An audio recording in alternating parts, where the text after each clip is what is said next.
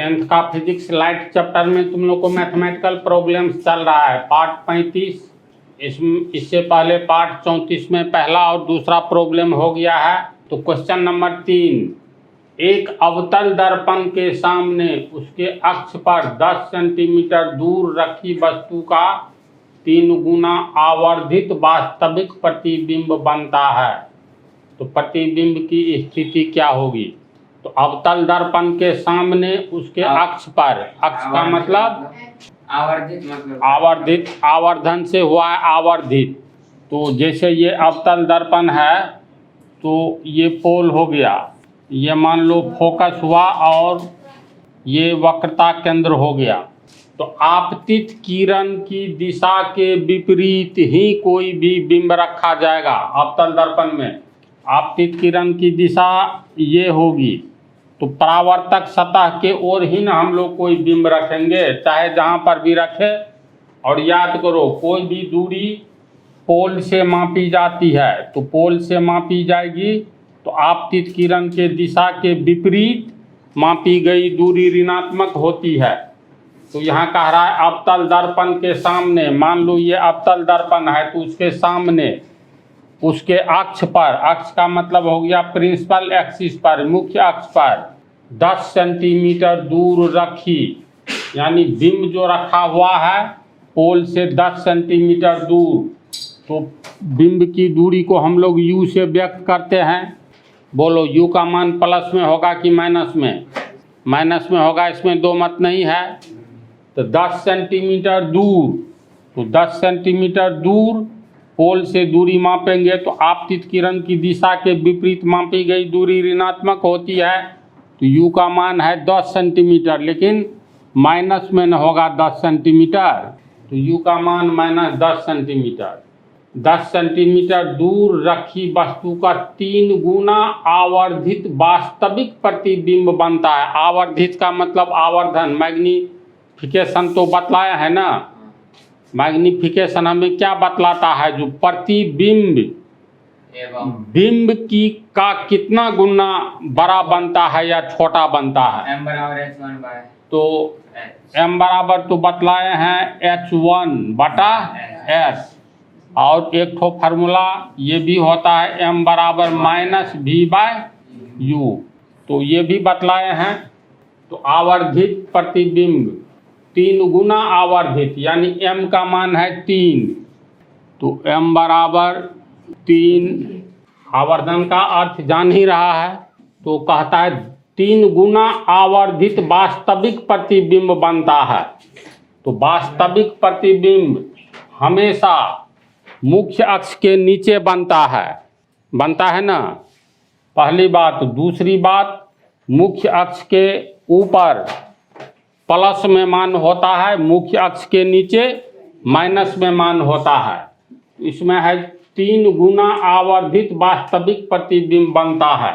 तो इसका अर्थ है m का मान है 3, यहाँ पर दोगे ना m का मान 3, तो इसका अर्थ हो गया यहाँ पर m का मान 3 दोगे तो यहाँ पर देखो h1 तिरछा गुना करेंगे 3h, तो ये हुआ प्रतिबिंब की ऊंचाई कितनी होगी? बिंब की ऊंचाई का 3 गुना होगा। तो दिया है 3 गुना आवर्धित, तो ये भी दे दिया है वास्तविक प्रतिबिंब। तो वास्तविक प्रतिबिंब हमेशा उल्टा होता है और मुख्य अक्ष के नीचे बनता है। तो मुख्य अक्ष के नीचे प्लस में होगा कि माइनस में?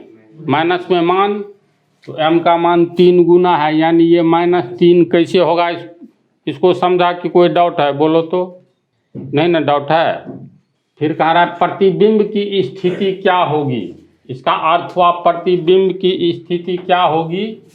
तो फार्मूला होता है, चूँकि m बराबर minus v by u, m का मान कितना?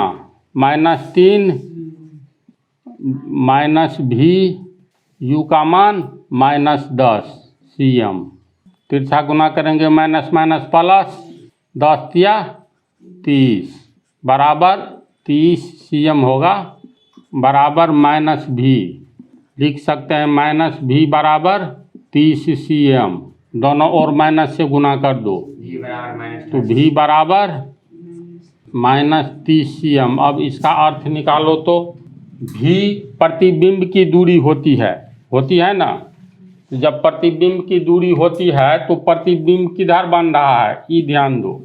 ये आपतित किरण की दिशा है, आपतित किरण की दिशा के विपरीत मापी गई दूरी माइनस में होती है। V का मान माइनस में आया है, तो इसका अर्थ है ये किधर बन रहा है, परावर्तक सतह के दाईं ओर बन रहा है। इसमें तो दे ही दिया है, वास्तविक बनता है। अभी M बराबर -3 कैसे है? M का मान दिया है ना 3 गुना वस्तु का, देखो वस्तु का 3 गुना आवर्धित वास्तविक प्रतिबिंब बनता है। यानी प्रतिबिंब जो है 3 गुना बड़ा बनता है। तो m बराबर कितना होता है, m बराबर होता है ना h1/h होता है। तो यहाँ h1 प्रतिबिंब की ऊंचाई है, हाँ, तो h1 बराबर कितना हो गया, तिरछा गुना करेंगे तो mh। तो m का मान यहाँ आवर्धित वास्तविक प्रतिबिंब, तो m का मान यहाँ पर 3 दिया, 3 गुना आवर्धित वास्तविक प्रतिबिंब बनता है। यानी ये m का वैल्यू हो गया ना, आवर्धन का कंसेप्ट है कि भुला गया। नहीं concept है।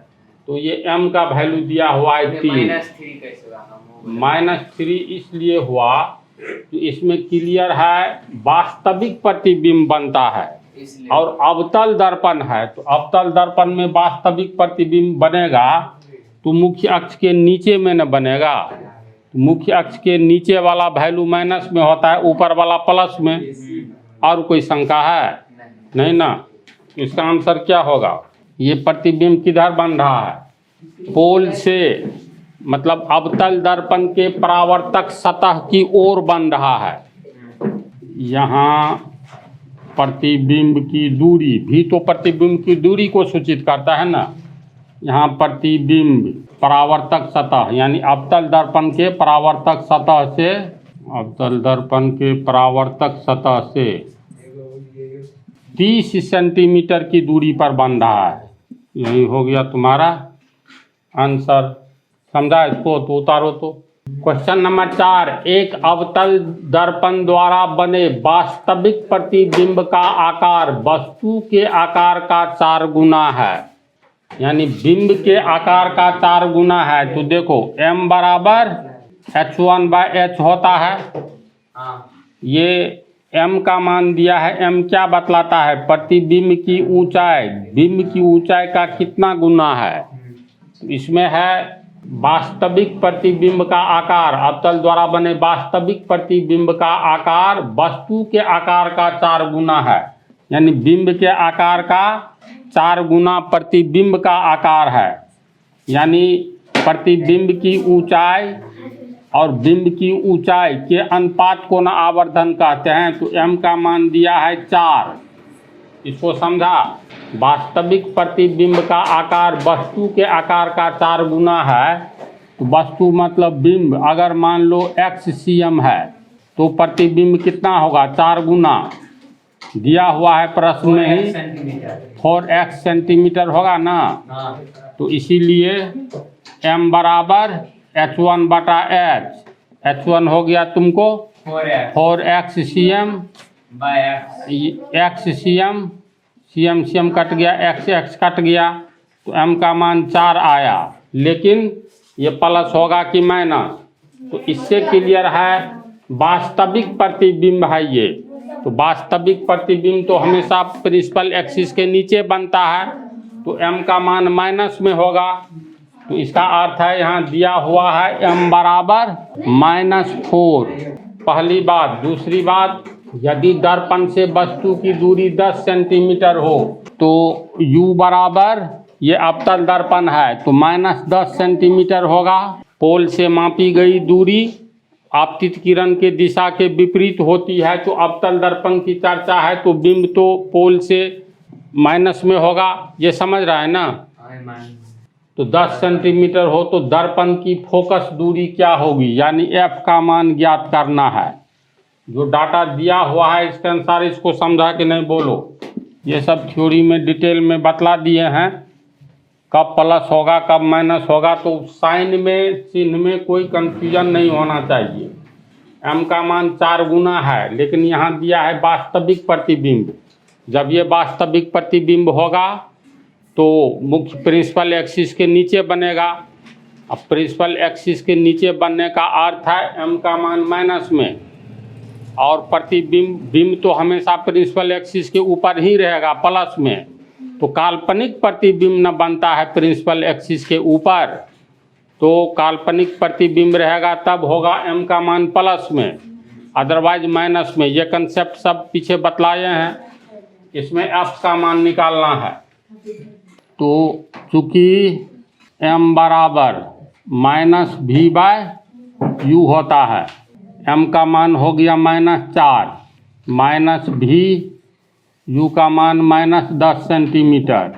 अब तिरछा गुना करेंगे माइनस माइनस प्लस, 10 चौका 40 cm बराबर माइनस भी, और माइनस भी बराबर 40 cm। दोनों ओर माइनस से गुना कर देंगे तो भी बराबर -40 cm। प्रतिबिंब कहाँ बनेगा? पोल से परावर्तक सतह की ओर 40 सेंटीमीटर दूर बनेगा। तू समझ रहा है? f का मान निकालना है तो फार्मूला से क्या होता है, चूँकि 1/u प्लस 1/v बराबर 1/f। मान बैठाएंगे u का मान कितना है -10 सेंटीमीटर, प्लस 1/v, v का मान आया है -40 सेंटीमीटर बराबर 1/f। ये इक्वेशन हो गया। इसको सोल्व करेंगे तो -40 cm -10 cm बटा 40 दहन 400 होगा ना जी। हाँ, इसको इससे गुना कर दिए, उन्हें बोले एलसीएम। इसको इससे गुना कर दिए। हम एलसीएम नहीं लिए, ये नहीं मालूम है, मान लो मालूम है, वो मालूम है, नहीं बताया। उसी के अनुसार लिखे हैं। तो बराबर 1/f -40 cm -10 cm -50 cm। हाँ, फिर -4 कोई कन्फ्यूजन है इसमें? नहीं है।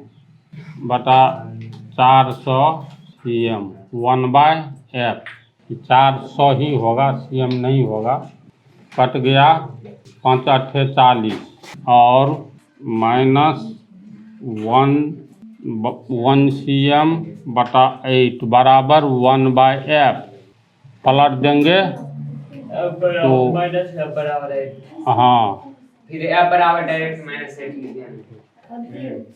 देखो इसका लघुत्तम नहीं निकाल करके, ऐसा नियम है ना, यहाँ 40 cm या लघुत्तम निकालोगे ज़्यादा कन्फ्यूजन है तो 40 होगा सॉरी 40 cm होगा, और 40 cm में 10 cm से भाग दोगे -10 cm। सही था, वो सही था, वो भी सही है, समझ गया तब तो प्रॉब्लम ही नहीं है। 400 हुआ दोनों का लघुत्तम, माइनस माइनस प्लस, और ये 400 cm हो गया। 400 cm में इसके बाद इसको इससे गुना करेंगे, इसको इससे गुना करेंगे तो 40 -10 तो ये हो गया 40, ये हो गया -50 बटा 400 cm बराबर 1/f। ये कट करके -1 बटा 8 हुआ, और -1/8 cm बराबर 1/f।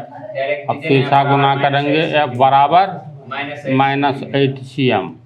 आंसर फोकस ही निकालना था।